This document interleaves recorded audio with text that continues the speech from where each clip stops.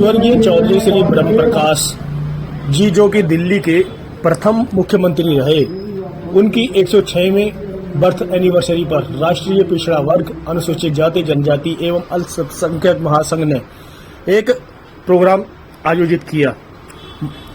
महाराष्ट्र सदन के अंदर ये प्रोग्राम किया गया और जिसमें सभी लोगों के द्वारा एक बात कही गई जो कि चौधरी ब्रह्म प्रकाश जी दिल्ली के प्रथम मुख्यमंत्री रहे और इसी उपलक्ष्य में पहली बार किसी महिला को इस संगठन का जो है नेशनल प्रेसिडेंट बनाया गया है। ये बहुत बड़ी बात है।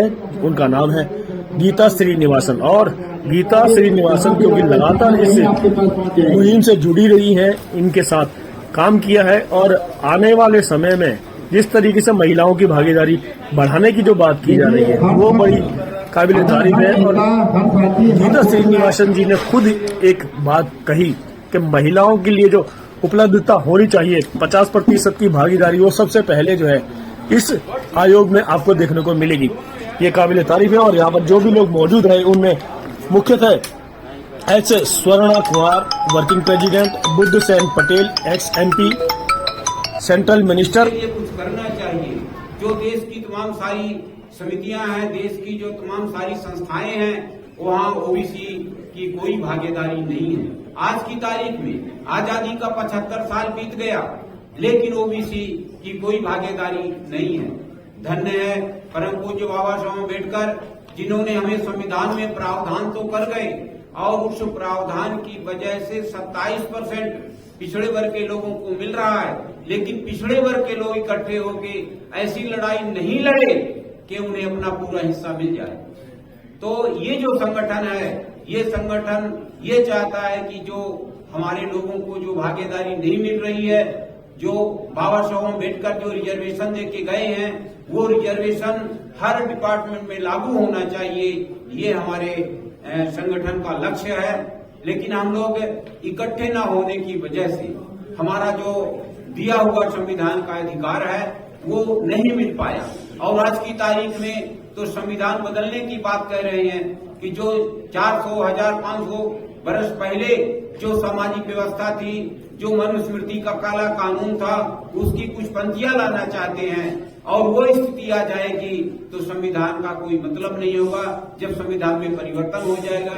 इसलिए सबसे जरूरी है कि लोग इकट्ठे हों और संविधान को बचाने का प्रयास करें। आज इस देश में तमाम सारे लोगों को तमाम सारी चीजें मिल रही है, सबकी गिनती है, पेड़ पौधे की गिनती होती है, पशु पक्षियों की गिनती होती है, लेकिन जो पिछड़े वर्ग के लोग हैं उनकी गिनती आज तक नहीं हो पाई।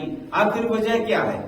अभी बिहार में माननीय नीतीश कुमार जी ने जनगणना कराई है और वो उनका प्रयास भी है कि पूरे देश में जनगणना हो, लेकिन साथियों ये जो मनवादी लोग बैठे हुए हैं ये नहीं चाहते हैं कि जो पिछड़े वर्ग के लोग हैं वो अपनी हैसियत को जान जाए, वो अपनी औकात को जान जाए कि इस देश में हमारी औकात क्या है।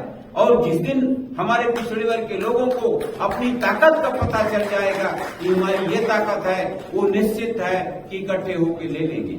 हमारे पास कोई कमी नहीं है। हमारा सारा समाज रातों दिन खेत खलिहान में मेहनत करता है और मेहनत करने के बाद भी ये समाज गरीब रहता है। इस मेहनत करने के बाद भी ये समाज देने के लिए रहता है, लेकिन जो समाज मेहनत करता है उसे आजादी के 75 साल के बाद भी कुछ नहीं मिल पाया। आखिर वजह क्या है? कहने को तो देश का राष्ट्रपति पिछड़े हैं, प्रधानमंत्री पिछड़े हैं, तमाम सारा डिपार्टमेंट पिछड़े हैं, लेकिन पिछड़े वर्गों को नहीं मिल रहा है। इसकी एक वजह है कि हम जागरूक नहीं हो पाए। हम इकट्ठे होके अपने अधिकार के लिए सड़कों में लड़े नहीं। जिस दिन हम इकट्ठे होके सड़कों में लड़ाई शुरू कर देंगे, लड़ना शुरू कर देंगे, तब जाके हमारी बात बनेगी।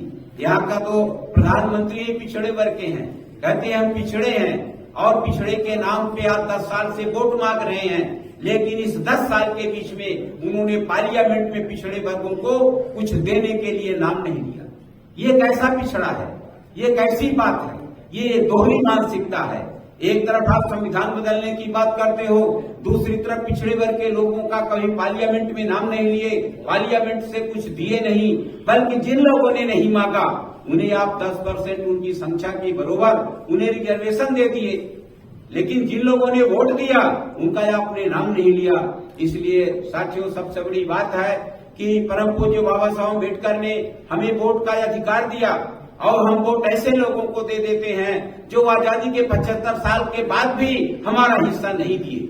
हमें तो सबसे बड़ा अधिकार वोट का है और वोट जब बाबा साहब ने वोट का अधिकार दिया तो पार्लियामेंट की तरफ एक उंगली से इशारा करते हुए बाबा साहब ने कहा है कि मैं इस संविधान में इस देश के लोगों को एक ऐसी धरोहर दे रहा हूं कि जिस दिन ये समाज उस अधिकार की कीमत को समझ जाएगा उस दिन पार्लियामेंट में कब्जा करेगा और पूरे देश के लोगों को भागीदारी मिलेगी।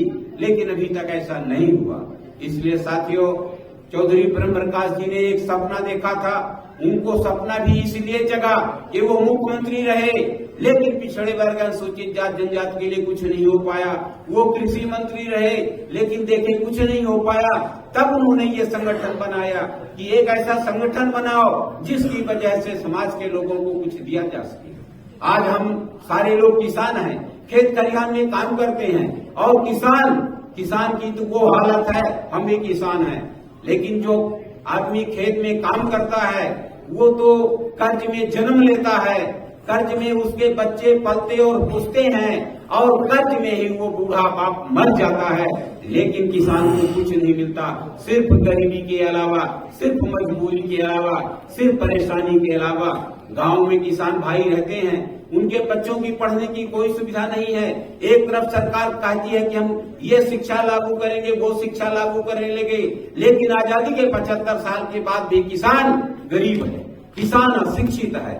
और जो आदमी अशिक्षित हो, जो आदमी गरीब हो, वो निश्चित है कि वो मजबूर रहता है।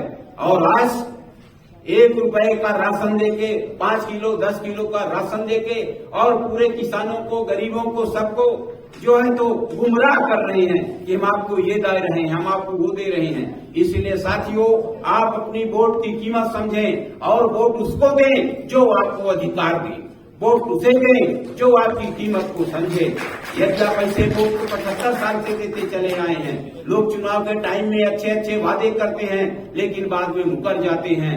चुनाव में कहते हैं हम ये कर देंगे, वो कर देंगे, और लेकिन जब चुनाव आता है और किसान अपने अधिकारों की बात करता है तो उसके ऊपर गोलियां चलवा दी जाती है, उसको मार दिया जाता है। अभी पिछले समय आपने देखा किसानों की हालत दिल्ली के इर्द गिर्द में क्या हुई, सैकड़ों लोग उससे आंदोलन में मारे गए, लेकिन सरकार को इसकी कोई परवाह नहीं।